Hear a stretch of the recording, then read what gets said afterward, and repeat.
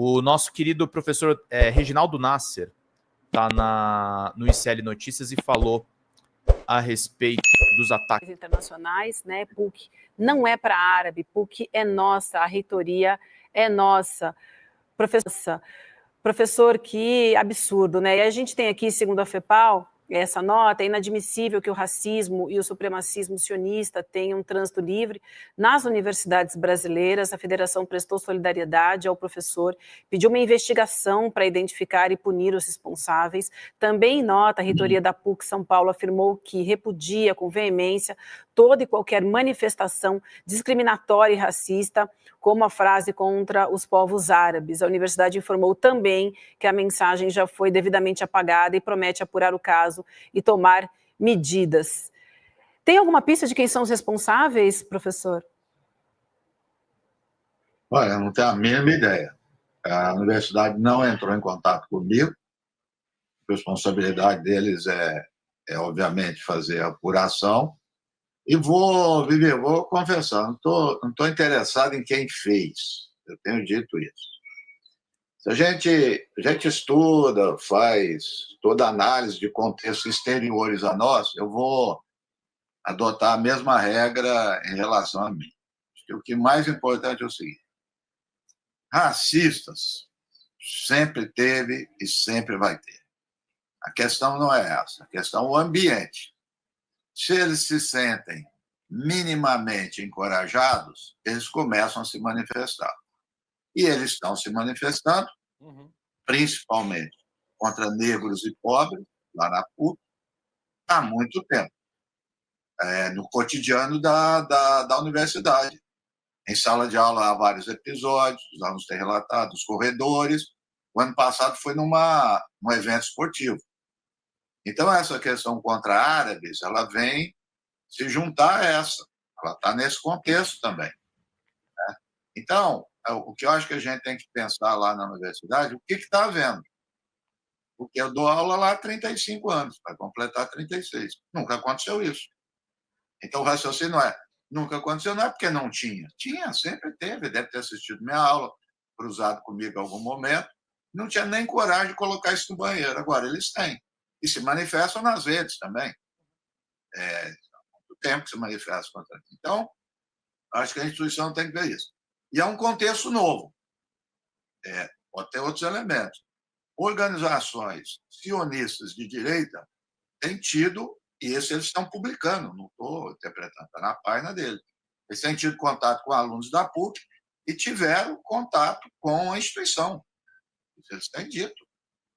Uma matéria, o ano passado, da Folha mencionou isso. Então, portanto, entenda, as pessoas começam a se sentir encorajadas, empoderadas e tudo mais. Então, o ano passado, eu e o Bruno Huber, que é judeu, fomos acusados de forma leviana e anônima, uma denúncia anônima. E a denúncia foi adiante, fez um inquérito. Só que no inquérito não tinha fato. Então, na verdade, não era inquérito, era uma conversa que eles estavam colocando em questão o grupo que eu coordeno. Eu adorei isso. Condenar um grupo é ótimo, porque não é individualmente, quer dizer, o grupo tem 40 pessoas, tem alunos de mestrado, graduação e tudo mais, e que o grupo tinha, aspas, manifestações antissemitas, mas não apontaram nada, absolutamente nada. Então, não deu em nada. Só que na decisão final da Fundação São Paulo, eles acrescentaram, que não havia nada, uma mudança no código de ética da instituição e acrescentar a definição de antissemitismo das organizações de direito, organizações internacionais, que são propagadas aqui. Uma delas o Demore conhece bastante mais do que eu, que é Stand With Us. Eles escreveram lá agradecendo a PUC. Então, ou seja, estou falando tudo isso porque não é dizer que é isso que eu estou dizendo são responsáveis, mas há um contexto. O contexto mudou e realmente essas pessoas estão se sentindo fortes. Professor, primeiro registrar nossa solidariedade do ICL aqui, a gente já falou sobre o caso ontem à noite. Aliás, ressaltar, viu, Vivi, uma coisa importante, a nossa audiência que está agora com a gente aqui, a gente está com uma audiência altíssima, que é muito solidária a essa causa. Muita gente fala, professor, e veja, é uma das armas de comunicação usadas para desmobilizar a luta. Vivi, muita gente fala sobre o professor Reginaldo, sobre o querido Walid também, a Clemecha, várias pessoas que a gente já ouviu aqui, o Bruno Huberman, várias pessoas que a gente já ouviu aqui que fazem essa luta pela Palestina, contra o genocídio, usando as palavras corretas desde o primeiro dia, que muita gente tinha medo de usar. Muita gente estava com medo de falar em genocídio, muita gente estava com medo de comparar o que aconteceu na Alemanha nos anos 30, 40 e 50, agora já está praticamente consolidada. Agora, quem levantou a voz primeiro sofreu represálias. E uma das formas de se fazer isso é falar que que pessoas como o professor Reginaldo usam esse assunto para surfar na onda, para aparecer, para se dar bem. Eu falei isso ontem no N2, Vivi, eu vou repetir aqui. Pessoas como o professor Reginaldo só tem a perder em estar se expondo aqui hoje. Veja, você que está nos assistindo agora da nossa comunidade, quantos de nós teríamos coragem de falar para milhares de pessoas, dezenas de milhares de pessoas em um programa como o ICL Notícias Primeira Edição, sobre o risco de perder o emprego? O professor Reginaldo Nasser está falando do seu empregador aqui, gente. Você que está aí nos assistindo, teria coragem de fazer isso? De ir para a televisão e denunciar algo que acontece no seu emprego, de uma questão sistemática de perseguição contra minorias ou pessoas minorizadas? Então esse é um primeiro ponto, há uma coragem aqui. O professor Nasser poderia estar fazendo o seu trabalho, que faz muito bem, aliás, e fazendo a sua militância dentro das suas possibilidades, sem se colocar em risco. Se coloca em risco de perder o seu emprego, se coloca em risco de ser pressionado dentro da universidade, se coloca em risco de ser atacado nas redes sociais e também fisicamente, porque está expondo a sua imagem, ele sabe disso. Então, primeira coisa que eu quero ressaltar aqui, a coragem do professor Nasser, a coragem do Walid, do pessoal da FEPAL, são nossos amigos, nossos irmãos, e a gente faz questão de trazer isso aqui, aliás, no horário nobre do ICL Notícias, primeira edição, que é quando a nossa audiência está mais alta. A segunda questão, e aí eu vou falar por mim, eu não quero colocar isso aqui, palavras na boca do professor Nasser. Essas instituições, Vivi, entre elas a Stand With Us, que é uma instituição que atua no Brasil, essa é uma instituição de lobby que já foi, num passado recente, financiada com dinheiro do Estado de Israel. Então a gente tem que deixar bem claro aqui. Eles foram engolidos aqui no Brasil pela imprensa hegemônica como observadores neutros do conflito, gente.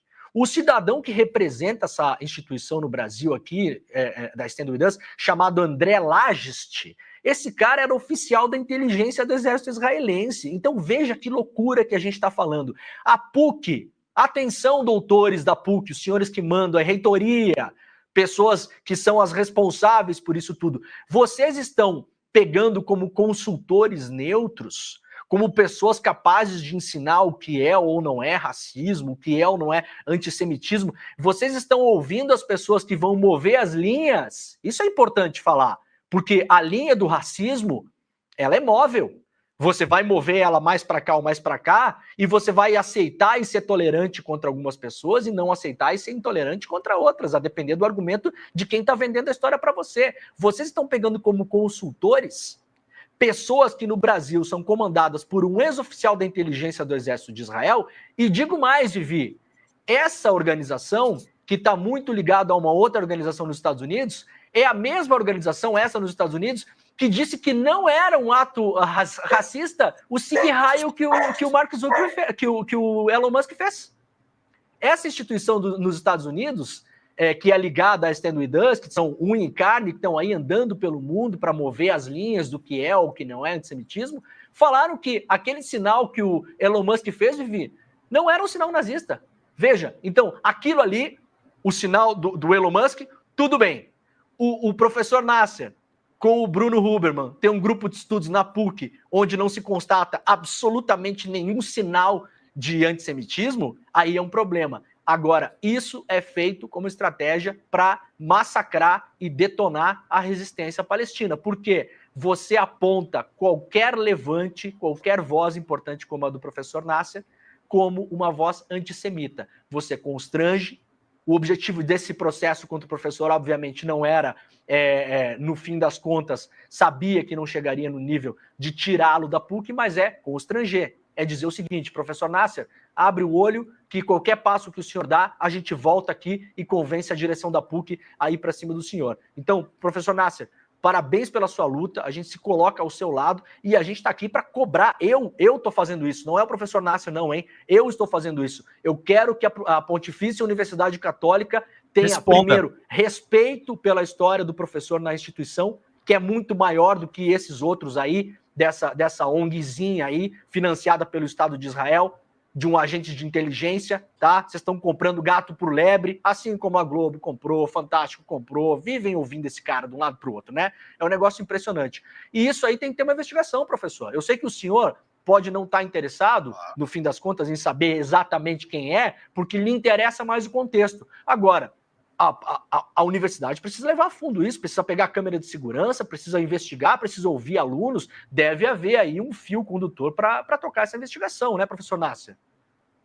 É isso, gente, um caso absurdo envolvendo o professor Reginaldo Nássir, que é um grande porta-voz. O ICL deu um teaser ontem e hoje estão escutando o professor a respeito desse caso de censura absurdo. Fala, pessoal da Folha Democrata, que é Pedro Zambarda, editor do canal, falar um pouquinho a respeito da necessidade de vocês financiarem a Folha Democrata. Gente, a Folha Democrata é financiada através de um Pix chamado Folha Democrata, é o endereço do Pix, né? folhademocrata@gmail.com. Nós precisamos do nosso jornalismo financiado por vocês que são do nosso público, porque nós passamos vários perrengues aqui com o YouTube, vocês sabem muito bem. E mesmo assim, graças a essa comunidade muito unida, a gente conseguiu fazer lives históricas, acompanhar praticamente ao vivo a campanha do Guilherme Boulos, trazer informações exclusivas a respeito de Gustavo Gayer, de Olavo de Carvalho, de todos os bolsonaristas, combater as fake news e tudo o que a gente acompanha.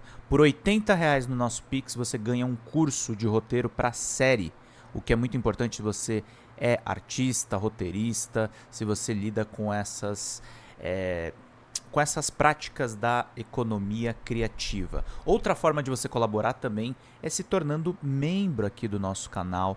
Isso é muito importante para você fazer as suas atividades por aqui, porque você tem acesso a vídeos exclusivos e nós temos um curso de jornalismo básico para você poder acompanhar a partir de R$5, que é ministrado por mim. A gente tem aí quase uma dezena de aulas e muito conteúdo para você poder acompanhar. Meus caros, minhas caras, financiem o jornalismo independente, financiem o jornalismo que se posiciona à esquerda, financiem o jornalismo na internet, que traz informações confiáveis, checadas, que cruza informações e que trata você, que é o nosso público, de uma maneira muito séria. Vida longa e próspera, gente. Cuidem dos seus. Até mais. Tchau, tchau.